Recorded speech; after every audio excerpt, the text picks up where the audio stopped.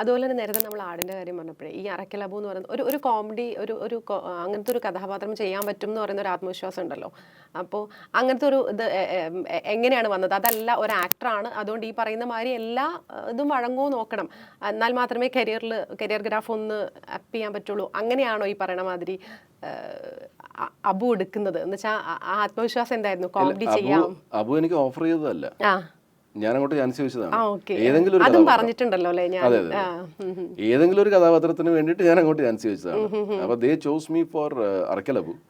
അറക്കൽ അബു എന്താ ചെയ്യേണ്ടതെന്നുള്ളത് എനിക്കറിയില്ല. ഞാനൊരു ബോൺ ആക്ടർ ഒന്നുമല്ല. ഞാൻ സിനിമകൾ ചെയ്ത് കുറച്ചെങ്കിലും അഭിനയം ഇതിൽ നിന്ന് പഠിച്ചതാണ്, ഈ എക്സ്പീരിയൻസിൽ നിന്ന് പഠിച്ച് ഞാൻ ചെയ്യുന്നതാണ്. നമ്മുടെ കയ്യിൽ കുറച്ച് സ്റ്റോക്ക് റിയാക്ഷൻസ് ഉണ്ട്. ഓക്കെ, അതിൽ ചെറിയ വേരിയേഷൻസ് വരുത്തിയൊക്കെ നമുക്ക് ചെയ്യാൻ പറ്റുള്ളൂ. ഒരു മുഖത്തുനിന്നാണല്ലോ ഈ എല്ലാം വരേണ്ടത്. ഞാൻ ചെയ്യുന്ന എല്ലാ ക്യാരക്ടറും ഈ മുഖത്ത് തന്നെ വരണം. വേറൊരാൾക്ക് എന്താണ്, ഇപ്പൊ ഞാൻ ചെയ്ത ക്യാരക്ടേഴ്സ് വേറൊരാളുടെ റിയാക്ഷൻ എനിക്ക് അഡാപ്റ്റ് ചെയ്യാൻ പറ്റില്ല. അത് ഞാൻ ചെയ്താൽ അത് വേറെ ആയിട്ടൊന്നും പറ്റില്ല. ഇത് ഈ മുഖത്തുനിന്ന് ആയതുകൊണ്ട് ഇങ്ങനെ തന്നെ വരുവുള്ളൂ. ഇപ്പൊ നമുക്കൊരു പരിധി ഉണ്ടല്ലോ. ഇപ്പൊ നമ്മൾ ഫോർ എക്സാമ്പിൾ ഒരു കരച്ചിലിനൊരു പരിധിയുണ്ട് നമുക്ക് കരയുന്നതിൽ. ഒന്ന് സട്ടിലായിട്ട് കരയാം, കണ്ണ് നിറയാം, കണ്ണിൽ നിന്ന് വെള്ളം ഒഴുകാണ്ട്. ഒരു കണ്ണിൽ നിന്ന് വെള്ളം ഒഴുകാം, രണ്ട് കണ്ണിൽ നിന്ന് വെള്ളം ഒഴുകാം, അല്ലെ? നമ്മള് വാ പൊളിച്ച് കരയുന്നു, വാ അടച്ച് കരയുന്നു. ഇങ്ങനെയുള്ള ഒരു 6 തൊട്ട് 10 വേരിയേഷൻസ് ആണ് ഈ കരച്ചിലിന്. നന്നായി ഒബ്സർവ് ചെയ്യുന്നുണ്ടല്ലേ? അല്ല, ഇതല്ലേ നമ്മുടെ ജീവിതത്തിലും ഇതൊക്കെ തന്നെയല്ലേ? അപ്പോ ഇതിന്റെ അപ്പുറത്തൊരു 11ാമത്തെ റിയാക്ഷനൊക്കെ നമ്മൾ എന്ത് ഡിഫറെന്റ് ആയിട്ട് കൊടുക്കാനെന്നുള്ളതാണ്. ഒരു ബോൺ ആക്ടറാണെങ്കിൽ ചിലപ്പോൾ ചെയ്യാൻ പറ്റുമായിരിക്കും. എന്നെ കൊണ്ട് ഇങ്ങനെയൊക്കെയുള്ളൊരു അഡ്ജസ്റ്റ്മെന്റ് നടക്കുകയുള്ളൂ. അപ്പൊ ഞാനൊരു ട്രെയിൻഡ് ആക്ടറല്ല, ഐ ഡോണ്ട് ഹാവ് ഇത് പാരമ്പര്യമില്ല. സോ ഇത് ഞാൻ പഠിച്ച ആളാണ്. പഠിച്ച രീതിയിൽ വലിയ പ്രശ്നമില്ലാണ്ട് ആൾക്കാരെ എന്റർടൈൻ ചെയ്യാന്നുള്ളതാണ് നമ്മുടെ ബേസിക് ഒരു ഉദ്ദേശം. ഞാനിത് പറഞ്ഞു വന്നപ്പോഴേ, അതായത് എല്ലാ ഇമോഷൻസും കൊടുക്കേണ്ടത് ഒരേ ആളാണ്. പിന്നെ എന്ന് പറയുന്ന സാധനം വന്നപ്പോഴേ ഞാനിങ്ങനെ പെട്ടെന്ന് ഓർത്തൊരു കാര്യമാണ്, ഈ മമ്മൂക്ക എനിക്ക് തോന്നുന്നു നിസ്സഹായാവസ്ഥ ഏറ്റവും ഭംഗിയായിട്ട് എക്സ്പ്രസ് ചെയ്യുന്ന ഒരാളാണ് മമ്മൂക്ക എന്ന് എനിക്ക് പലപ്പോഴും തോന്നിയിട്ടുണ്ട്. ഈ പറയുന്ന മാതിരി മമ്മൂക്ക പല സിനിമകളിലും സെയിം നിസ്സഹായാവസ്ഥ പല ആംഗിളിലൊക്കെ കാണിക്കും. നമ്മൾ ഭയങ്കരമായി ഞെട്ടിപ്പോകുന്ന തരത്തിൽ ഇതേ സാധനം തന്നെയാണ് അവിടെയും. എന്നാൽ ഞാൻ അതൊന്ന് ഓർത്തപ്പോൾ ഞാൻ പറഞ്ഞു തന്നേ ഉള്ളൂ. അതുപോലെ എനിക്കൊന്ന് ഒട്ടുമിക്ക സൂപ്പർ താരങ്ങളുടെ കൂടെ എല്ലാം ചെയ്ത് കഴിഞ്ഞല്ലോ, എല്ലാവരുടെയും കൂടെ ചെയ്ത് കഴിഞ്ഞു. അപ്പോൾ എന്നുവെച്ചാൽ ഇപ്പോൾ സൂപ്പർ സ്റ്റാർ മൂവി എന്ന് പറയുന്നത് ശരിയല്ല എന്ന് എനിക്കറിയാം. പക്ഷെ എന്നാൽ കൂടെയും നമ്മൾ ഭയങ്കര ആരാധനയോടുകൂടി നോക്കുന്ന ആൾക്കാരാണല്ലോ മമ്മൂക്ക, ലാലേട്ടൻ, സുരേഷ് ഗോപി, ദിലീപ് എന്നൊക്കെ പറയുന്ന ആൾക്കാർ. അവരുടെ കൂടെയൊക്കെയുള്ള എക്സ്പീരിയൻസ് ബേസിക്കലി ഇപ്പോൾ ആ പ്രശ്നമില്ല. പക്ഷെ പണ്ട് ഇവരായിട്ടൊക്കെ വർക്ക് ചെയ്യണ സമയത്ത്, അതായത് ഈ ബ്രേക്ക് കിട്ടാത്ത സമയത്തുള്ള കാര്യം ഞാൻ പറയണത്, നമ്മുടെ കോൺഫിഡൻസ് ഭയങ്കര ലോ ആയിരിക്കും. അപ്പൊ നമുക്ക് ചെറിയൊരു നെഞ്ചെടുപ്പുണ്ടാവും ഇവരുടെയൊക്കെ മുമ്പിൽ പോയി നിൽക്കുമ്പോൾ. ബിക്കോസ് നമ്മള് കൊച്ചിലോട്ട് കാണുന്ന സ്ക്രീനിൽ മാത്രം കണ്ട ആൾക്കാരാണ്. ഇനിയിപ്പോ അവരുമായിട്ട് നമ്മൾ അഭിനയിക്കാൻ പോവാണ്. അപ്പൊ അതൊരു ഭയങ്കര ഒരു ഇതാണ്, പ്രഷറാണ് അവിടെ നിൽക്കുമ്പോഴത്തേക്കും. അപ്പൊ നമ്മുടെ എന്റെയൊക്കെ ഏറ്റവും വലിയ ടെൻഷൻ എന്ന് വെച്ചാല്, ഞാൻ കാരണം റീടേക്സ് പോകാൻ പാടില്ല. ഞാനിനി തെറ്റിച്ചാല് ഇവരെന്നെ പറ്റി എന്ത് വിചാരിക്കും, അങ്ങനെ ഒരു പേടി പണ്ടൊക്കെ ഉണ്ടായിരുന്നു. പിന്നെ പിന്നെ എല്ലാം എക്സ്പീരിയൻസസ് ആണല്ലോ. ഇപ്പൊ പണ്ട് ഒരു ഭയങ്കര ക്രൗഡിനെ ഫേസ് ചെയ്യാൻ പറഞ്ഞാൽ എനിക്ക് സ്റ്റേജിൽ പോയി എനിക്ക് സംസാരിക്കാൻ പറ്റില്ല, ഡെഫിനറ്റ്ലി. പക്ഷെ ഞാൻ ചെറിയ ക്രൗഡിൽ ഓരോ ഫങ്ഷൻസ് അറ്റൻഡ് ചെയ്ത് ഇപ്പോൾ ഒരു വലിയ ക്രൗഡിൽ മുമ്പിൽ സ്റ്റേജിൽ നിന്ന് ഇപ്പോൾ എനിക്ക് അറിയാവുന്ന ടോപ്പിക്കിനെ പറ്റി സംസാരിക്കുകയാണെങ്കിൽ ഐ എം ഓക്കെ. പിന്നെ കുറച്ചൊരു ഇപ്പം മൈക്ക് മാത്രമേ കയ്യിലുള്ളെങ്കിൽ കുറച്ച് പ്രശ്നമാണ്. ബിക്കോസ് നമ്മുടെ മൊത്തം എക്സ്പോസ്ഡ് ആണ് ബോഡി. നമുക്കൊരു ഡയസ് എന്ന് പറയില്ലേ, അതിന് ഡയസ് എന്നല്ലേ പറയണേ, ആ സാധനം ഉണ്ടെങ്കിൽ പിന്നെ ഇത്ര ഏരിയയിലേ കാണുള്ളൂ, ബാക്കിയുള്ളതെല്ലാം നമ്മുടെ മാസ്റ്റർ ആണ്. അപ്പൊ അതാണെങ്കിൽ കുറച്ചുകൂടെ ധൈര്യം വരും. എന്റെ കാര്യം കേട്ടോ പറഞ്ഞത്, എല്ലാവർക്കും അങ്ങനെ ഉണ്ടോന്ന് അറിയില്ല. ഇങ്ങനെ എഫേർട്ട് എടുത്തോണ്ടേയിരിക്കുമല്ലേ ചേഞ്ചസ് വരുത്താൻ വേണ്ടിയിട്ട്? ചേഞ്ചസ് അത് ഓട്ടോമാറ്റിക്കലി സംഭവിച്ചു പോകുന്നതാണ് നമ്മുടെ എക്സ്പീരിയൻസ് വെച്ചിട്ട്. ഇപ്പം പണ്ടത്തെ ഏതെങ്കിലും ഒരു പടത്തിന്റെ ക്യാരക്ടറിനെ ഞാൻ ഇപ്പൊ ചെയ്യുവാണെങ്കിൽ എനിക്ക് അതിനേക്കാളും ബെറ്റർ ആയിട്ട് ചെയ്യാൻ പറ്റും. അപ്പോൾ അത് ആ എക്സ്പീരിയൻസിൽ നിന്ന് കിട്ടുന്നതാണ്. പക്ഷെ അത് അത് ആ പടം ചെയ്ത സമയത്തുനിന്ന് ഒരു വർഷത്തിനുള്ളിലാണ് ഞാൻ ചെയ്യണമെങ്കിൽ ചിലപ്പോൾ എനിക്ക് അതേപോലെ തന്നെ ചെയ്യാൻ പറ്റുള്ളായിരിക്കും. മനസ്സിലായില്ല? അപ്പം അത് എക്സ്പീരിയൻസ് എന്ന് വരുന്നൊരു. ഞാൻ അതിൻ്റെ കൂടെ തന്നെ ചോദിച്ചു പോട്ടെ, ഇപ്പം സൂപ്പർ സ്റ്റാർസിൻ്റെ എക്സ്പീരിയൻസ് ഒന്നും ചോദിച്ചിട്ട് പറഞ്ഞില്ല ഏതായാലും. അപ്പം ഞാൻ അതിൻ്റെ കൂടെ തന്നെ എനിക്കൊന്ന് ട്രിവാൻഡ്രം ലോഡ്ജിൽ തെസ്നി ഖാനുമായിട്ടുള്ള എനിക്കൊന്ന് ഇപ്പോഴും മനുഷ്യരത് പലയിടത്തും സ്പൂഫും അതും ഒന്നും എപ്പോഴും എല്ലാവരും എനിക്കൊന്ന് നമ്മൾ തന്നെയും ഇടയ്ക്കിടയ്ക്ക് പറയുന്നൊരു സാധനമാണ് അത്. അതെങ്ങനെയാണ് അത് കാണാറില്ല ഇപ്പോഴും, അത് ആഘോഷിക്കപ്പെടുന്നതൊക്കെ കാണാറില്ല? അതെ അതെ, അത് ഞാനും ഇടയ്ക്ക് അത് കാണാറുണ്ട് ആ സീനെടുത്ത്. തെസ്നി ചേച്ചി പിന്നെ മുത്താണല്ലോ. അതെ. VKP വേറൊരു മുത്ത്. അപ്പോൾ VKPയുടെ പടങ്ങളിൽ അഭിനയിക്കുമ്പോഴത്തേക്ക് ഒരു പ്രത്യേക കോൺഫിഡൻസും സ്വാതന്ത്ര്യമൊക്കെയാണ്. അദ്ദേഹം ഒരു നമ്മുടെ ഏജ് ഗ്രൂപ്പിലേക്ക് വന്ന് നമ്മളോട് സംസാരിക്കുന്ന ഒരാളാണ്, നമുക്ക് ചെവി തരുന്ന ഒരാളാണ്.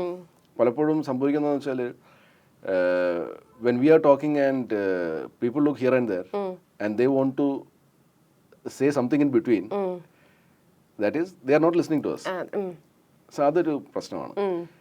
അപ്പോൾ നമ്മൾ കുറച്ചൊന്ന് ഒരു ഡിസ്റ്റൻസ് ആവും. VKPയുടെ ഒരു ഗുണമെന്ന് വെച്ചാൽ VKP ചെവി നല്ലപോലെ തരും. ഓക്കെ, നമ്മൾ പറയാനുള്ളത് കഴിഞ്ഞതിന് ശേഷം അദ്ദേഹം സ്റ്റാർട്ട് ചെയ്യുള്ളൂ. സോ ഒരു നല്ല ലിസണർ ആകുക എന്നുള്ളൊരു വലിയ കാര്യം തന്നെയാണ്. പിന്നെ തെസ്നി ചേച്ചി, so I was going through a very bad patch in my career when Trivandrum lodge happened. And Thesni ചേച്ചി being a successful actor, Thesni ചേച്ചി ഭയങ്കരമായിട്ട് നമ്മളെ ഇപ്പം എനിക്ക് ഭയങ്കര ഞാൻ കോൺഷ്യസ് ആവുന്ന ഒരു ഏരിയയാണ് ഈ ബെഡ്റൂം സീൻ അങ്ങനെയൊക്കെയുള്ള. Okay, which I was uncomfortable at that time. അപ്പോൾ തെസ്നി ചേച്ചി വുഡ് സേ, മോനെ ഒന്നും പേടിക്കണ്ട, നമുക്ക് ഇതാണല്ലോ സീൻ, നമുക്കൊന്ന് ഡയലോഗ് റിഹേഴ്സ് ചെയ്ത് നോക്കാം, മോൻ സ്റ്റാർട്ട്. അപ്പോൾ എൻ്റെ ഡയലോഗാണ് ഇങ്ങനെ സ്റ്റാർട്ട് ചെയ്യുക. അപ്പോൾ നമ്മൾ സ്റ്റാർട്ട് ചെയ്യുന്നു, നമ്മളത് പെർഫോം ചെയ്യുന്നു. സോ അപ്പോൾ ഒരു 3-4 പ്രാവശ്യം ചെയ്ത് കഴിയുമ്പോഴത്തേക്കും സോ നമ്മൾ അതുമായിട്ട് അക്കസ്റ്റംഡ് ആയി. So then when the take comes then it becomes a lot more easier. പിന്നെ ട്രിവാൻഡ്രം ലോഡ്ജിൽ ഉണ്ടായിരുന്ന വേറൊരു ഗുണം എന്ന് വെച്ചാൽ 2 ക്യാം വെച്ചാണ് ഷൂട്ട് ചെയ്തത്. ഞാൻ അന്ന് വരെ ഞാൻ സിനിമയിൽ 2 ക്യാം വെച്ച് ഷൂട്ട് ചെയ്ത് കണ്ടിട്ടില്ല. ഞാൻ ഇന്റർവ്യൂസിലൊക്കെ കണ്ടിട്ടുണ്ട് 2 ക്യാം 3 ക്യാം ഒക്കെ വെച്ച് ഷൂട്ട് ചെയ്തത്, പക്ഷേ സിനിമയിൽ കണ്ടില്ല. അപ്പോൾ എനിക്കത് ഭയങ്കര ഒരു സമാധാനമായിരുന്നു. എന്ന് വെച്ചാൽ നമ്മൾ ഈ റിയാക്ഷന് വേണ്ടിയിട്ട് വീണ്ടും വേറെ ചെയ്യണ്ട. അപ്പോൾ ഇപ്പോൾ തെസ്നി ചേച്ചി ഞാനുമായിട്ടുള്ള റെസ്റ്റോറൻറ്റ് സീനിൽ എൻ്റെ സജഷനിൽ നിന്ന് തെസ്നി ചേച്ചിക്ക് ഒരെണ്ണം വെച്ചിട്ടുണ്ട്, തെസ്നി ചേച്ചിയുടെ സജഷനിൽ നിന്ന് എനിക്ക് വെച്ചിട്ടുണ്ട്. അപ്പം ഒറ്റ പ്രാവശ്യം നമ്മൾ പ്ലേ ചെയ്താൽ മതി, രണ്ടുപേരുടെ റിയാക്ഷൻസ് ആയതും ഡയലോഗ്സ് ആയതും എല്ലാം കിട്ടിയിട്ടുണ്ട്. So that was much more easier working with 2 cams. അത് കഴിഞ്ഞിട്ട് പിന്നെ ഇപ്പം 12th മാൻ പോലത്തെ പടങ്ങളിൽ 4 ക്യാം വരെയും വെച്ച് ഷൂട്ട് ചെയ്ത ചരിത്രമുണ്ട്. അല്ല, അന്ന് അത് ചെയ്യുമ്പോഴേ അല്ലെങ്കിൽ ആ സീൻ ചെയ്ത് കഴിഞ്ഞപ്പോൾ ഇങ്ങനെ മനസ്സിലോർത്തിരുന്നു, ഇത് ഇപ്പോൾ ഇത്ര വർഷം കഴിഞ്ഞാലും ഇതിങ്ങനെ ചർച്ചയാവും അല്ലെങ്കിൽ ലൈക്ക് ഇതിങ്ങനെ നിൽക്കും എന്നുള്ളൊരു സാധനം? ഇല്ല, എനിക്ക് വെച്ചാൽ ഞാനാണല്ലോ അത് ചെയ്തത്, എനിക്ക് ഇതിലായിട്ട് സക്സസ് കിട്ടിയിട്ടില്ല. പ്രത്യേകിച്ച് പിന്നെ ഞാൻ ഹ്യൂമർ ക്യാരക്ടറാണ് ഞാൻ ഹാൻഡിൽ ചെയ്യുന്നത്.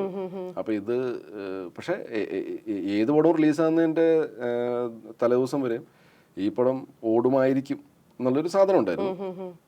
പക്ഷേ ഇത് ചെയ്യണ സമയത്തൊന്നും അങ്ങനെ ഒരു പിന്നെ ബ്യൂട്ടിഫുൾ കണ്ട ആൾക്കാരാണ് ഇതും കാണാൻ പോകുന്നത്. ബ്യൂട്ടിഫുൾ ഓൾറെഡി 100 days ഓടി കഴിഞ്ഞായിരുന്നു. അപ്പം അതിൻ്റെ ഒരു ഓഡിയൻസ് വന്നിത് കണ്ടാലും മതി, അത്രയും പേര് എൻ്റെ പെർഫോമൻസും കാണുമല്ലോ. ബിക്കോസ് അതിൻ്റെ അകത്തൊരു ലീഡ് റോള് തുല്യമായിട്ടുള്ളൊരു കഥാപാത്രം തന്നെയായിരുന്നു എൻ്റെ. ഇപ്പോൾ സൈജു പറഞ്ഞ പോലെ ഞാൻ അങ്ങനെ ഒരു സക്സസ് കണ്ടിട്ടില്ല എന്ന് പറഞ്ഞല്ലോ, അല്ലെങ്കിൽ കിട്ടിയിട്ടില്ല ആ സമയത്ത് എന്നുള്ളത്. അപ്പം ഞാൻ ചോദിക്കുന്നത്, അതിന് മുമ്പ് ഇപ്പം നമ്മൾ സംസാരിച്ചപ്പോൾ പറഞ്ഞ പോലെ ഒരു സിനിമ ചെയ്ത് വെച്ച് കഴിഞ്ഞപ്പോൾ ഞാനാണല്ലോ ചെയ്തത്, അതുകൊണ്ട് അത് എന്തായാലും ഭയങ്കര ഹിറ്റായിരിക്കും, അല്ലെങ്കിൽ ഞാൻ ഭയങ്കര ഗംഭീരമായിട്ട് ചെയ്തു എന്നുള്ളൊരു പ്രതീക്ഷയിലാണ് പോവുക എന്ന് നേരത്തെ സൈജു പറഞ്ഞു. അപ്പം ഞാൻ ചോദിക്കുന്നത്, ഇത് രണ്ടും കൂടി വരുമ്പോൾ ഒരു ക്രൈസിസ് ഉണ്ടാവുന്നുണ്ടല്ലോ. ഓക്കെ, ഗംഭീരമായി ചെയ്തു വെച്ചു എന്ന് ഞാൻ സ്വയം വിശ്വസിക്കുന്നു, ആൻഡ് തന്നെ അതങ്ങനെ സംഭവിക്കുന്നില്ല എന്ന് പിന്നീട് റിയലൈസ് ചെയ്യുന്നു. ഒരു ഘട്ടം എത്തുമ്പം സൈജു തന്നെ ചിന്തിക്കുകയാണ്, ഓക്കെ എനിക്ക് അത്ര സക്സസ് ഒന്നും കിട്ടിയിട്ടില്ല, അതുകൊണ്ട് ഇതിനെക്കുറിച്ച് ഞാൻ അങ്ങനെ ഒന്നും ചിന്തിക്കാനില്ല എന്ന് വിചാരിക്കുന്നൊരു.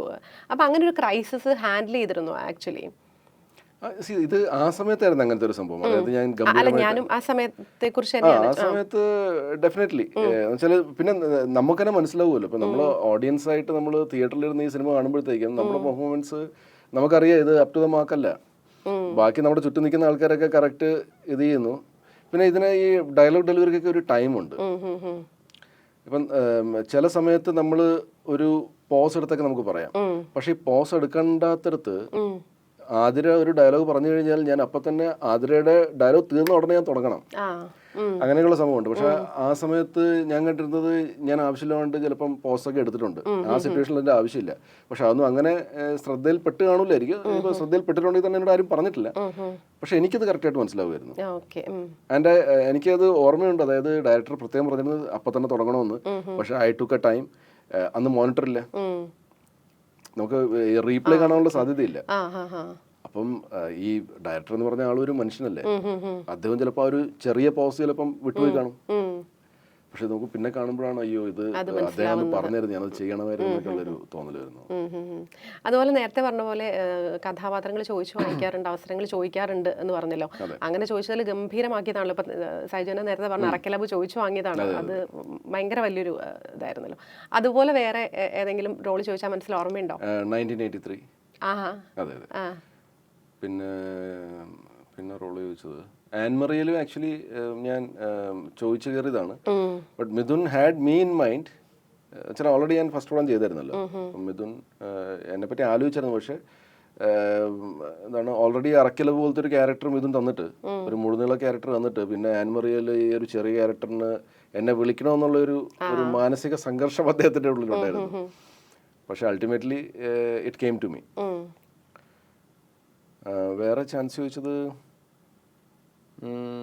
ഞാൻ ഈ എന്നെ റിപ്പീറ്റ് ചെയ്തിട്ടുണ്ട് പലരും. അത് ഒരു പക്ഷെ ചാൻസ് ചോദിച്ചതായിരിക്കാം, ചാൻസ് ചോദിക്കാണ്ടും അവർ തന്നിട്ടുണ്ട്. അപ്പോൾ ഇതാണ് ആ സമയത്തുണ്ടായിരുന്ന എനിക്ക് ചാൻസ് ചോദിച്ചിട്ട് കിട്ടിയ പടങ്ങൾ. 1983, ആട്, ഇതൊക്കെയാണ്. എനിക്ക് തോന്നുന്നു ഈ പറയുന്ന മാതിരി നമ്മൾ കഥാപാത്രത്തെ കുറിച്ച് പറഞ്ഞു വരുമ്പോഴേ സൈജു തന്നെ ഒരു ട്രോള് ഷെയർ ചെയ്തിരുന്നല്ലോ, വരുന്ന കഥാപാത്രങ്ങളെല്ലാം കടം വാങ്ങിച്ച് നടക്കുന്ന ടൈപ്പ് ഓഫ് കഥാപാത്രങ്ങളാണ് എന്ന് പറഞ്ഞിട്ട്.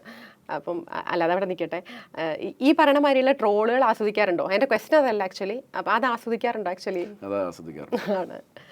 ഈ ബാലാസാഹിബ് ഠാക്കറെ പറഞ്ഞ പോലെ either you love me or hate me, please don't ignore me എന്നൊരു സാധനമാണ്. അപ്പം അത് പറഞ്ഞ പോലെ പീപ്പിൾ ആർ ടോക്കിംഗ് അല്ല എന്ന് വെച്ച് ഞാൻ നാളെ ഒരു ക്രൈം പോയി ചെയ്തിട്ട് എന്നെ പറ്റി സംസാരിക്കുന്നതല്ലേ. ഞങ്ങളുടെ ഇൻഡസ്ട്രിയിൽ എന്താണ് ഓഡിയൻസ്, ജനറൽ ഓഡിയൻസ് ആണല്ലോ സോഷ്യൽ മീഡിയയിൽ നമ്മളെ പറ്റി. ഇപ്പം അറക്കൽ അബുവിന്റെ ഫോട്ടോ വെച്ചിട്ട് പല ട്രോളുകളും വരാറുണ്ട്. അപ്പം ഇത് പല സ്ഥലത്തേക്കും ഷെയർ ആയി പോകും. സോ അവർ face gets more visibility. Stickers ഒക്കെ ഉണ്ട്. ഡ്രൈവിംഗ് ലൈസൻസിലെ ജോണി പെരുങ്ങോട് എന്ന് പറഞ്ഞ എൻ്റെ കഥാപാത്രത്തിന്റെ സ്റ്റിക്കേഴ്സ് വരാറുണ്ട്. നമ്മള് തുടക്ക കാലഘട്ടത്തിൽ ഈ 2007-2008 നമുക്ക് സിനിമകളും മര്യാദക്കില്ല. എനിക്കൊരു എന്താണ് സോ കോൾഡ് ബ്രേക്കും കിട്ടിയിട്ടില്ല. ആ സമയത്ത് ഉണ്ടായിരുന്ന കുറച്ച് ഇപ്പൊ ഫോറം കേരളം എന്ന് പറഞ്ഞൊരു വെബ്സൈറ്റ് ഉണ്ടായിരുന്നു. ആ സമയത്ത് സിനിമ ആസ്പിറൻസ് ഉള്ള എന്താണ് അഭിനയിക്കാൻ താല്പര്യമുള്ളവരും ഡയറക്ഷൻ താല്പര്യമുള്ളവരും റൈറ്റേഴ്സ്, അങ്ങനെ ഒരുപാട് പേര് അതിൻ്റെ അകത്ത് ഉണ്ടായിരുന്നു. എല്ലാവരുടെയും പെന്നെയുമാണ്, ആരുടെ ഒറിജിനൽ പേരല്ല. അപ്പോൾ അതിൻ്റെ അകത്തൊക്കെ എന്നെയും ആ സമയത്ത് എൻ്റെ സമയത്ത് വന്ന സക്സസ്ഫുൾ ആവാത്ത ഹീറോസ് ഉണ്ട്. അപ്പോൾ അവരുടെയൊക്കെ പേര് വെച്ചിട്ട് ഒരു പേജ് അവർ തുടങ്ങി, ഒരു ഡിസ്കഷൻ തുടങ്ങി. അതിൻ്റെ അകത്ത് കുറേ പേര് എൻ്റെ സപ്പോർട്ടേഴ്സ്. മൊത്തം ഇതായിരുന്നു, സർക്കാസം ആയിരുന്നു. ഒരുപാട് ട്രോള് അതിൻ്റെ അന്ന് കേട്ടിട്ടുണ്ട്. അപ്പോൾ അന്ന് നമുക്കൊക്കെ ഓരോ പേരുകൾ തന്നിട്ടുണ്ട്, ഓരോ സ്റ്റാർ എന്നൊക്കെ പറഞ്ഞ്, സുപ്രീം സ്റ്റാർ, മറ്റേ ഗാലക്സി സ്റ്റാർ എന്നൊക്കെ പറഞ്ഞുകൊണ്ട് ഓരോ പേരുകൾ തന്നിട്ടുണ്ട്. അപ്പം അത് സത്യത്തിൽ കളിയാക്കലായിരുന്നു. അപ്പോൾ ആദ്യം ഇത് കണ്ടപ്പോൾ ഭയങ്കര വിഷമം തോന്നി. പക്ഷെ പിന്നെ അത് ആസ്വദിക്കാൻ തുടങ്ങി. പിന്നെ ലേറ്റർ ഓൺ ഇത് ആസ്വദിക്കാൻ മാത്രം, അതായത് ഇത് പിന്നെ ഞാൻ ഈ പറഞ്ഞ പോലെ എക്സ്പീരിയൻസ് ആണല്ലോ. നമ്മളിങ്ങനെ എക്സ്പീരിയൻസ്ഡ് ആയി. ഇതിപ്പം ആസ്വാദനം മാത്രമേ ഉള്ളൂ. യൂസ്ഡ് ആണ്. നമുക്കിത് രസമാണ് ഇത് കാണുന്നത്. അപ്പൊ അതുകൊണ്ട് തന്നെയാണ് ഇങ്ങനെ ഒരു ട്രോള് ഒരാൾ പോസ്റ്റ് ചെയ്തപ്പം ഞാൻ എന്റെ സ്ക്രീൻഷോട്ട് എടുത്ത് ഞാനത് റീപോസ്റ്റ് ചെയ്തത്. അല്ലെങ്കിൽ ഒരിക്കലും ഞാനിപ്പോൾ അത് റീപോസ്റ്റ് ചെയ്യേണ്ട ആവശ്യമില്ല. അപ്പൊ അത് റീപോസ്റ്റ് ചെയ്തു. പക്ഷെ അതൊരു നല്ല കണ്ടുപിടുത്തമായിരുന്നു, കോമൺ ആയിട്ടുള്ള എന്താണ് ഒരു കഥാപാത്രത്തിന്റെ ഇതെന്നുള്ളത്. പക്ഷെ ആ ട്രോള് വന്നത് കൊണ്ട് ഞാൻ എന്താണ് ഇനിയിപ്പം ഈ പ്രാരാബ്ധമില്ലാത്ത ക്യാരക്ടേഴ്സ് ഞാൻ ചൂസ് ചെയ്യുക അങ്ങനെയൊന്നുമില്ല. ഇപ്പം എൻ്റെ വരാൻ പോണ 1-2 സിനിമകളിൽ വീണ്ടും ഇതേപോലെ സാധാരണക്കാരനായിട്ട് അഭിനയിക്കുമ്പോഴത്തേക്ക് നാച്ചുറലി അവർക്ക് പൈസയ്ക്ക് ബുദ്ധിമുട്ട് കാണും. ആരോടെങ്കിലും കടം മേടിച്ച് കാണും, മിനിമം ബാങ്കിൽ നിന്നെങ്കിലും കടം മേടിച്ച് കാണും ലോഡായിട്ട്. അപ്പം അതൊക്കെ ഉണ്ടാവും. The only thing is that people should get entertained. സാധാരണ ഓഡിയൻസിന് ഒന്നും ഒരു വിഷയമല്ല. ഇപ്പം ഞാൻ എല്ലാ പടത്തിലും പോലീസുകാരനായിട്ടാണോ അഭിനയിക്കുന്നത്, വക്കീലായിട്ടാണോ അഭിനയിക്കുന്നത്, ഇതൊന്നും അവരുടെ വിഷയമല്ല. Ultimately they need entertainment and we should give it. അല്ലാതെ ഇത് ആരെയും ബാധിക്കുന്ന വിഷയമല്ല. പിന്നെ ഇതിങ്ങനെ ചിലവർ പറയും, ദാറ്റ്സ് ഓക്കെ, അത് അവരുടെ ഒരു നല്ല ഒബ്സർവേഷനാണ്, അതിന് ഒരു ഹാറ്റ്സ് ഓഫ് ടു ദം. അപ്പം ഞാൻ ചോദിച്ചു വന്നതായിരുന്നു, അപ്പം അതിൽ ഭയങ്കര പ്രിയപ്പെട്ടൊരു കഥാപാത്രം ചോദിച്ചാൽ ഏത് പറയുന്നതാണ്? ഈ സൈജു ചെയ്ത് വെച്ചിട്ടുള്ളതിൽ സൈജുവിന്റെ ഏറ്റവും ഒരു ഫേവറേറ്റ് പ്രിയപ്പെട്ടെന്ന് പറഞ്ഞാൽ ഡെഫിനറ്റ്ലി മയൂഖത്തിലെ that is close to my heart, that is my first movie, that is my first experience. പക്ഷെ അത് കഴിഞ്ഞിട്ട് എനിക്ക് ഒരുപാട് നല്ല കഥാപാത്രങ്ങൾ ചെയ്യാൻ കിട്ടി. സോ അത് ഇപ്പം ടു നെയിം എ ഫ്യൂ, നമ്മൾ ഓൾറെഡി സംസാരിച്ച്, ഇപ്പം ഷിബു വെള്ളായനി ആയിക്കോട്ടെ, പപ്പേട്ടൻ ആയിക്കോട്ടെ, Sanjay from Vedivazhipadu, Johnny Perungodan, Prasannan, Samyukthan from Janamaithri, പിന്നെ ബീമാപ്പള്ളി നൗഷാദ്, പോക്കിരി സൈമണിലെ, അപ്പം അങ്ങനെ ഒരുപാട് കഥാപാത്രങ്ങൾ. തീവണ്ടിയിലെ അളിയൻ ക്യാരക്ടർ, അതും ഭയങ്കരമായിട്ട് ആൾക്കാർക്ക് ഇഷ്ടപ്പെട്ടൊരു കഥാപാത്രമാണ്. അപ്പം അങ്ങനെ ഒരുപാട് കഥാപാത്രങ്ങൾ കിട്ടിയിട്ടുണ്ട്. ഇപ്പം ലാസ്റ്റ് ഇപ്പോൾ റിലീസായ ഇപ്പോൾ രഞ്ജിത്ത് സിനിമ ആയാലും അല്ലെങ്കിൽ രജനിയിലെ എൻ്റെ കഥാപാത്രമായാലും, so people have said that you did a good job. പക്ഷെ ചില ക്യാരക്ടേഴ്സ് നമുക്ക് ഈ പറഞ്ഞ പോലെ മുളച്ചു നിൽക്കും. ചിലത് ആൾക്കാർക്ക് ഇഷ്ടപ്പെടും, പക്ഷെ അതൊരു നമ്മൾ വിചാരിക്കുന്ന അത്ര ഒരു ഇതിൽ പോവില്ല. പിന്നെ ഒരുപാട് ഫാക്ടേഴ്സ് ഉണ്ട് ഒരു സിനിമ വിജയിക്കണമെങ്കിൽ. ഇതൊരു കറക്റ്റ് സമയത്ത് റിലീസ് ആവണം. ഇപ്പം എനിക്ക് എൻ്റെ ഒരു ഏറ്റവും വലിയൊരു എക്സാമ്പിൾ മെഴുകുതിരി അത്താഴങ്ങൾ, ഞാൻ തിയേറ്ററിൽ പോയി കണ്ട സിനിമയാണ്. അനൂപ് മേനനും മിയ അഭിനയിച്ച് എനിക്ക് ഭയങ്കര ഇഷ്ടപ്പെട്ട ഒരു സിനിമയാണ്. അത് നല്ലപോലെ അത് വന്നുകൊണ്ടിരിക്കുകയായിരുന്നു. അപ്പോഴാണ് നമുക്ക് ഇവിടെ ഫ്ലഡ്സ് ഉണ്ടായത്. So everything was closed. ഒന്നും പ്രെഡിക്റ്റ് ചെയ്യാൻ പറ്റില്ല. പിന്നെ നമ്മൾ ചില ശ്രദ്ധിക്കേണ്ട കാര്യങ്ങൾ, ഇപ്പം കോളേജിന്റെ എക്സാംസ് അല്ലെങ്കിൽ സ്കൂൾ കുട്ടികളുടെ എക്സാംസ് നടക്കുന്ന സമയത്ത് നമ്മൾ റിലീസ് ചെയ്യാൻ പാടില്ല. പക്ഷെ ആ സമയത്ത് റിലീസ് ചെയ്യാൻ പാടില്ലെന്ന് വെച്ചാൽ നമുക്ക് ഗ്യാപ്പ് കിട്ടുമ്പോഴല്ലേ റിലീസ് ചെയ്യാൻ പറ്റുള്ളൂ. ബാക്കിയുള്ള സമയത്ത് ഇപ്പം ലാസ്റ്റ് വീക്ക് രഞ്ജിത്ത് സിനിമയും രജനിയും റിലീസായ ദിവസം 9 റിലീസസ് ആയിരുന്നു. ഈ 9 റിലീസസിനുള്ള ഓഡിയൻസ് ഉണ്ടോ എന്നുള്ളതാണ്. അതാണ് നമ്മൾ നേരത്തെ പറഞ്ഞ മാതിരി. സോ അങ്ങനെ വരുമ്പോഴത്തേക്കും ഇത് എന്തുകൊണ്ടാണ് ഈ 9 റിലീസസ് വന്നത്? നമുക്ക് ഗ്യാപ്പ് കിട്ടുന്ന സമയത്ത് നമ്മൾ റിലീസ് ചെയ്യുന്നതാണ്. It might not be a good time, or it might not be a good time to release so many movies at one go. ഒരുമിച്ചെന്നുള്ളത്. ഈ സൗഹൃദങ്ങളെ സിനിമയിലെ വളർച്ചയ്ക്ക് ഗുണം ചെയ്യും അങ്ങനെ വിചാരിക്കുന്നുണ്ടോ? കാരണം ഇപ്പം ഞാൻ പറയുന്നത് എന്താ വെച്ചാൽ, ഇന്നത്തെ കുട്ടികൾ, ഇന്നത്തെ സിനിമയിലേക്ക് വരുന്ന ആൾക്കാർ എല്ലാം ഒരു ഗ്രൂപ്പായിട്ടായിരിക്കുമല്ലോ. അപ്പം അങ്ങനെ അത് സൗഹൃദങ്ങൾ ഡെഫിനറ്റ്ലി ഹെൽപ്പ് ചെയ്യും അതിന്. പക്ഷേ we should also have stuff with us. പിന്നെ അതിൽ നിന്നും ഔട്ട് ഓഫ് ദ വേ പോയിട്ട് ഹെൽപ്പ് ചെയ്യുന്ന ചില ആൾക്കാരുണ്ട്. ഇപ്പോൾ VKP പോലത്തെ ഉള്ള ആൾക്കാർ. Still I don't understand why he actually placed me, how he actually placed me in that character.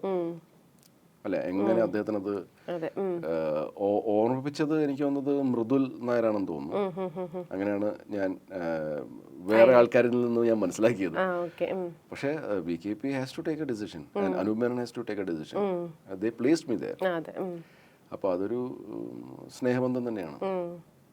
പിന്നെ നമ്മൾ ഇപ്പോൾ ഡെബ്യൂട്ടൻസ് ആയിട്ടൊക്കെ വർക്ക് ചെയ്ത് കഴിയുമ്പോഴത്തേക്കും ഞാൻ എല്ലാവരുമായിട്ടും ജെല്ല് ചെയ്യും. മിക്കവാറും പേരുമായിട്ട് വളരെ വിരലെണ്ണാവുന്ന കുറച്ച് ആൾക്കാരുമായിട്ട് മാത്രമേ ജെല്ല് ചെയ്യാത്ത ഉള്ളൂ. അപ്പം മിക്കവാറും ഡെബ്യൂട്ടൻ്റ് ഡയറക്ടേഴ്സൊക്കെ അവരുമായിട്ടൊക്കെ നാച്ചുറലി ഫ്രണ്ട്ഷിപ്പ് ഉണ്ടാവില്ല, നമ്മൾ ഇത്രയും ദിവസം വർക്ക് ചെയ്യുന്നതല്ലേ. പിന്നെ ആ ഒരു സ്നേഹം കാരണം അവർ എന്നെ അവരുടെ അടുത്ത പടത്തിലും അതിൻ്റെ അടുത്ത പടത്തിലൊക്കെ എന്നെ കാസ്റ്റ് ചെയ്തിട്ടുണ്ട്. സോ അങ്ങനെയൊക്കെ സംഭവിച്ചിട്ടുണ്ട്. പല ഡയറക്ടേഴ്സിൻ്റെയും കൂടെ ഞാൻ പല പ്രാവശ്യം ഞാൻ വർക്ക് ചെയ്തിട്ടുണ്ട്. ഇപ്പോൾ VKPയുടെ കൂടെ തന്നെ 10 സിനിമകൾ ഞാൻ ചെയ്തിട്ടുണ്ട്. മിഥുനുമായിട്ട് എത്ര 6 പടം? മിഥുൻ്റെ കൂടെ 5-6 പടം ചെയ്തിട്ടുണ്ട്. ജിജു ആന്റണിയുടെ കൂടെ 2 പടം. ഞാനൊരു 2-3 പേരുടെ പേര് പറയട്ടെ, അവരെ കുറിച്ചിട്ടുള്ള ഓർമ്മകളെന്ന് പറയും. ഉണ്ണി മുകുന്ദൻ, അജു വർഗീസ്. ഉണ്ണിയെ പറ്റി ഓർമ്മ എന്ന് വെച്ചാൽ കേൾഡൻ പത്ത് എന്ന് പറഞ്ഞ സിനിമയുടെ സമയത്ത് ഞങ്ങൾ ഒരുമിച്ച് ട്രാവൽ ചെയ്യുകയാണ്. അപ്പോൾ അദ്ദേഹം എന്നെ ഒരുപാട് മോട്ടിവേറ്റ് ചെയ്തു ബോഡി ഉണ്ടാക്കാൻ വേണ്ടിയിട്ട്. അപ്പം അവിടെ നമ്മൾ വയനാട് എത്തുന്നവരെ കൊണ്ട് ഞാൻ ഡിസൈഡ് ചെയ്തു, ഞാൻ ഈ പടത്തിന്റെ ഷൂട്ട് കഴിഞ്ഞാൽ ഞാൻ അടുത്തത് I will hit the gym. എന്തായാലും ഉണ്ണിയുടെ അത്രയൊന്നും ബോഡി എനിക്ക് ഉണ്ടാക്കാൻ പറ്റുമെന്ന് തോന്നുന്നില്ല, പക്ഷെ ഞാൻ ഒന്ന് ശരീരം നന്നാക്കും.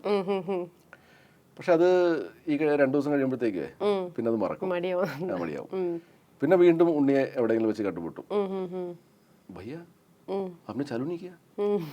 यार यार चालू करना है, यार चालू करना है, कल से चालू करता हूँ. ഇത് എപ്പോൾ ഉണ്ണി കണ്ടാലും ഇതാണ് തുടങ്ങിയില്ലേ, തുടക്കം ഇതാണ് തുടങ്ങിയത്. അജുവായിട്ടും കുറെ പടങ്ങൾ ചെയ്തിട്ടുണ്ട്. അജു പിന്നെ ഈ പറഞ്ഞാൽ അജു എന്നെക്കാളും ഇളയതാണെങ്കിലും നമ്മുടെ ഒരു ലെവലിൽ വന്ന് സംസാരിക്കുന്ന ഒരാളാണ്.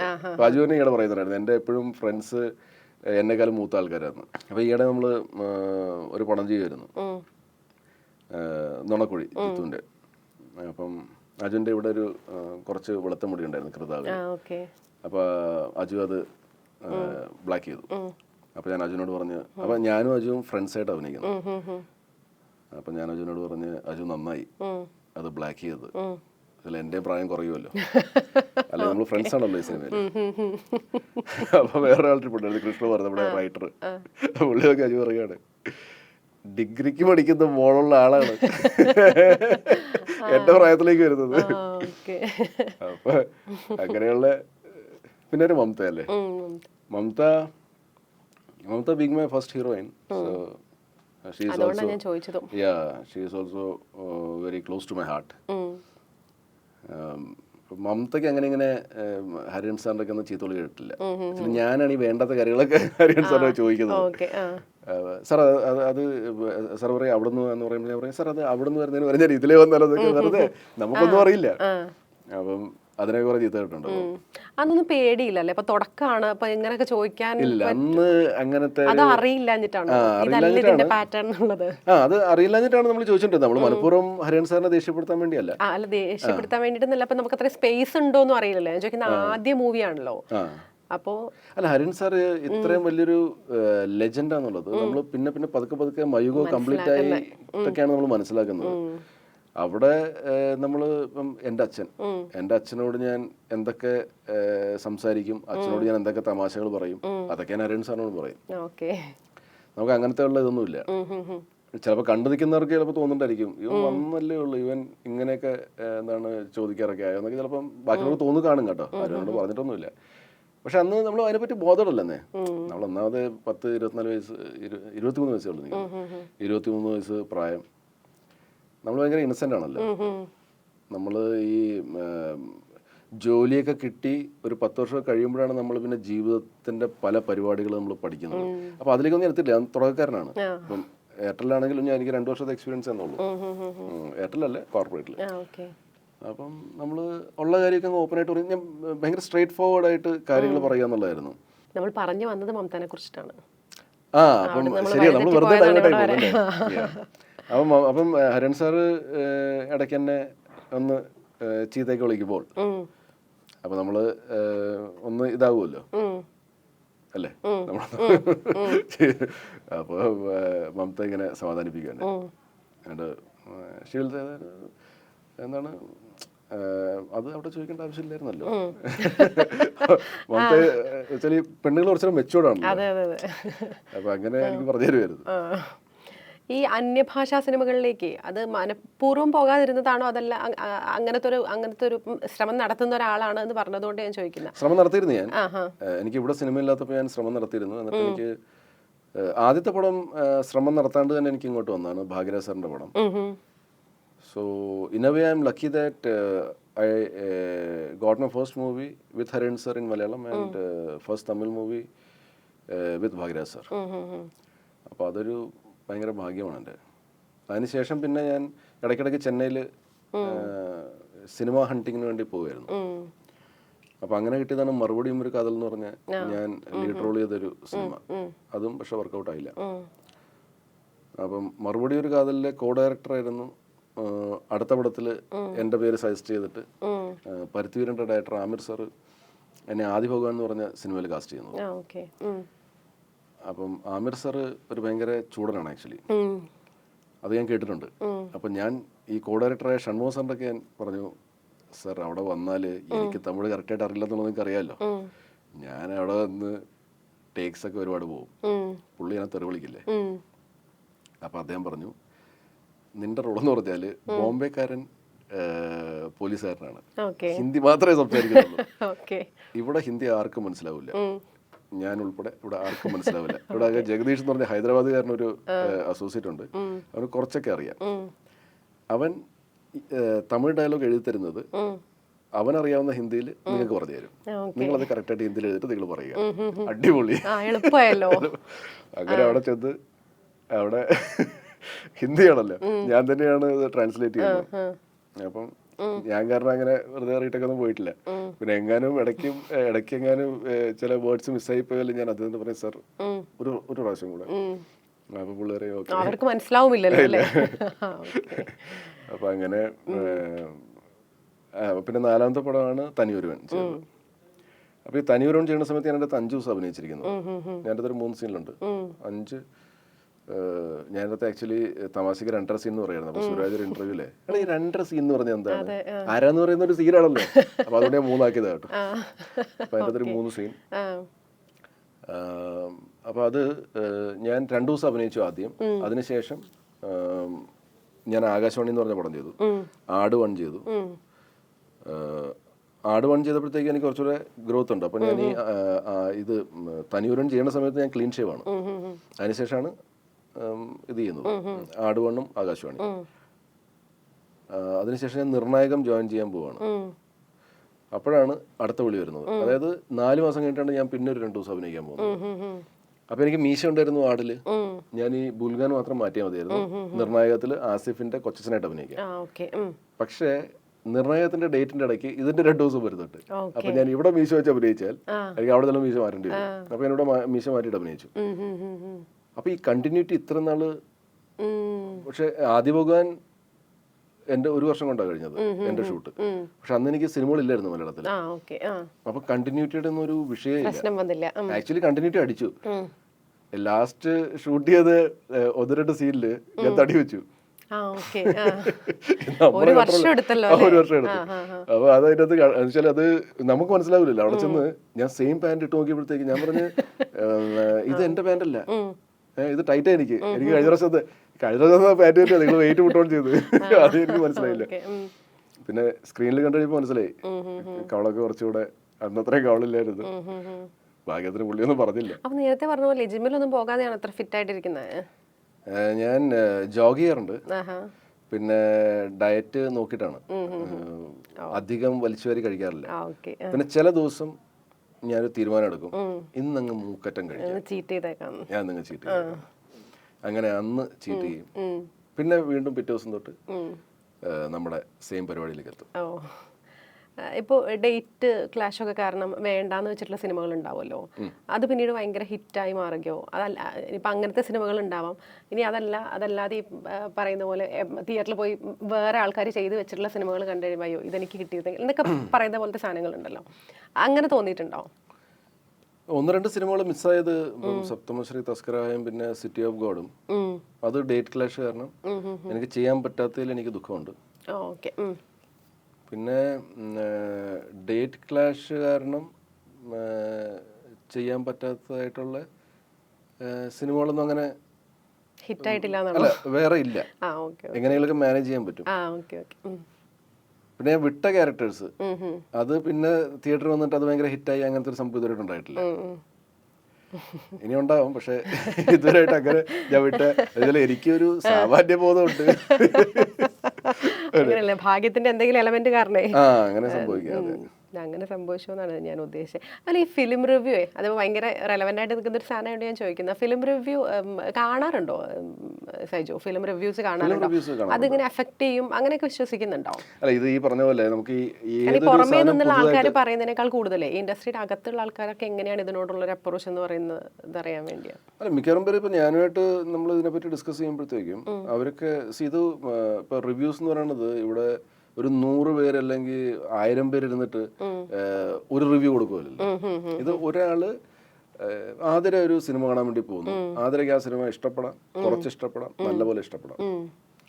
ആതിരയ്ക്ക് ആ പടം എന്താണ് നിങ്ങൾക്ക് തോന്നിയത് ആ പടം കണ്ടിട്ട് അത് നിങ്ങൾ ഒരു എന്താണ് സോഷ്യൽ മീഡിയയിൽ നിന്ന് പറയുന്നു. അത് കണ്ടിട്ട് ബാക്കിയുള്ള ആൾക്കാർ തീരുമാനിക്കും. അതായത് ഇപ്പൊ നിങ്ങൾ നല്ലത് പറഞ്ഞാൽ എന്നാ പിന്നെ പോവാം, അങ്ങനെയൊന്നും സംഭവിക്കുമെന്ന് എനിക്ക് തോന്നുന്നില്ല. പിന്നെ ഞാൻ നേരത്തെ പറഞ്ഞ പോലെ തുടക്കത്തിൽ ഇപ്പൊ ഈ ട്രോള് നമുക്ക് ആദ്യം എഫക്റ്റ് ചെയ്യും, പിന്നെ നമ്മൾ അത് നമുക്ക് അക്സെപ്റ്റ് ചെയ്യാനുള്ളൊരു ഇത് കാരണമാണ് വെച്ചാൽ നമ്മൾ സിനിമ വന്നുകൊണ്ടാണല്ലോ ഒരു ട്രോൾ ചെയ്യുന്നത്. അതെ അതെ അതെ അല്ലേ? ഇപ്പം നമ്മൾ ഞാൻ എയർടെലിൽ വർക്ക് ചെയ്യുമ്പോഴത്തേക്ക് അല്ല നമ്മൾ നോട്ടീസ് ചെയ്യപ്പെടുന്നുണ്ട് എന്നുള്ളതാണല്ലോ. അപ്പം അതേപോലെ ഇപ്പം ഫിലിം റിവ്യൂസ് വരാൻ തുടങ്ങി. ഫിലിം റിവ്യൂസ് ഇപ്പോൾ ഉള്ള ആൾക്കാരല്ലായിരുന്നു തുടങ്ങി വെച്ചത്, തുടങ്ങിയത് വേറെ ആൾക്കാരായിരുന്നു. അപ്പോൾ അത് ആ സമയത്ത് കണ്ടപ്പോഴത്തേക്കും നമുക്ക് അയ്യോ ഇവരെന്തിനാണ് ഇങ്ങനെ സിനിമയ്ക്ക് പറ്റി നെഗറ്റീവ് ഒക്കെ പറയണത്, അങ്ങനെയൊക്കെ പറയാമോ എന്നൊക്കെ നമുക്ക് തോന്നിയിട്ടുണ്ട്. പക്ഷെ പിന്നെ നമ്മളത് യൂസ് ടു ആവും. ഓക്കെ, സോ അതുപോലെ തന്നെ ഓഡിയൻസും യൂസ് ടു ആവും. എല്ലാവരും മനുഷ്യരല്ലേ. അപ്പോൾ ഒരാളുടെ ഇത് വെച്ചിട്ട് ഒരിക്കലും നമുക്ക് ഇപ്പോൾ എൻ്റെ കൂടെ തന്നെ ഇപ്പോൾ നമ്മൾ സുഹൃത്തുക്കളാകുന്നത് എങ്ങനെയാണ്, നമ്മൾ ഒരേ വേവ് ലെങ്ത്തിൽ അല്ലെങ്കിൽ ഒരേപോലെ ചിന്തിക്കുന്ന, ഒരേ ടൈപ്പ് സിനിമകൾ ഇഷ്ടപ്പെടുന്ന, ഒരേ ടൈപ്പ് ടേസ്റ്റ് ഉള്ള, ഇപ്പം ട്രാവലിംഗ് ഇഷ്ടപ്പെടുന്ന, ഇങ്ങനെയൊക്കെയുള്ള ആൾക്കാരായിട്ടാണല്ലോ നമ്മൾ സുഹൃത്ത് ബന്ധം ഉണ്ടാവുന്നത്. പക്ഷേ ഒരുമിച്ചൊരു സിനിമ കാണാൻ വേണ്ടി പോയിട്ട് ആ സിനിമ എനിക്ക് ഇഷ്ടപ്പെടാം, എൻ്റെ കൂടെയുള്ള ആൾക്ക് ഇഷ്ടപ്പെടാണ്ടിരിക്കാം, അങ്ങനെയൊക്കെ സംഭവിക്കാം. അപ്പോൾ അതുകൊണ്ട് അതിൽ വലിയ പ്രശ്നമുണ്ടെന്ന് എനിക്ക് തോന്നുന്നില്ല. ഇനിയിപ്പോൾ വരാൻ പോകുന്ന പുതിയ പ്രൊജക്റ്റുകൾ ഏതൊക്കെയാണ്? ഇപ്പോൾ ഷൂട്ടിംഗ് നടക്കുന്നുണ്ടോ? വരാൻ പോകുന്ന സിനിമകൾ, പുതിയ വിശേഷങ്ങൾ എന്തൊക്കെയാണ്? എനിക്കൊന്ന് ആദ്യം റിലീസ് ആകാൻ പോകുന്നത് പൊറാട്ട് നാടകം എന്ന് പറഞ്ഞ സിനിമയാണ്. ഉടനെ തന്നെ റിലീസ് ജാനുവരിയിൽ കാണും. പിന്നെ വരാൻ പോകുന്നത് written and directed by God, അതൊരു ഫാന്റസി മൂവിയാണ്, ഞാനും സണ്ണി വേനും. പിന്നെ I did a movie called Abhilasham, വേറെ ഇപ്പം ജിത്തു ജോസഫിന്റെ ഒരു സിനിമ ചെയ്തു. പിന്നെ ആസാദി എന്ന് പറഞ്ഞ ജോ എന്ന് പറഞ്ഞ പുതിയൊരു സംവിധായകന്റെ സിനിമ ചെയ്തായിരുന്നു. പിന്നെ ജാനുവരി തന്നെ ഗൂ എന്ന് പറഞ്ഞൊരു സിനിമ വരുന്നുണ്ട്. അതൊരു ഫാമിലി ഹൊറർ ഡ്രാമ. ജാനുവരിയിൽ അപ്പം കൈ നിറച്ച് പടങ്ങളുണ്ടല്ലേ? ജാനുവരിയിൽ അഭിനയിക്കാൻ അങ്ങനെ പടങ്ങളില്ല, പക്ഷെ റിലീസ് പടങ്ങളുണ്ട്. അപ്പോൾ ഒരുപാട് സന്തോഷം ഇത്ര നേരം നമ്മുടെ കൂടെ ചെലവഴിച്ചതിന്. എല്ലാവിധ ആശംസകളും. Thank you.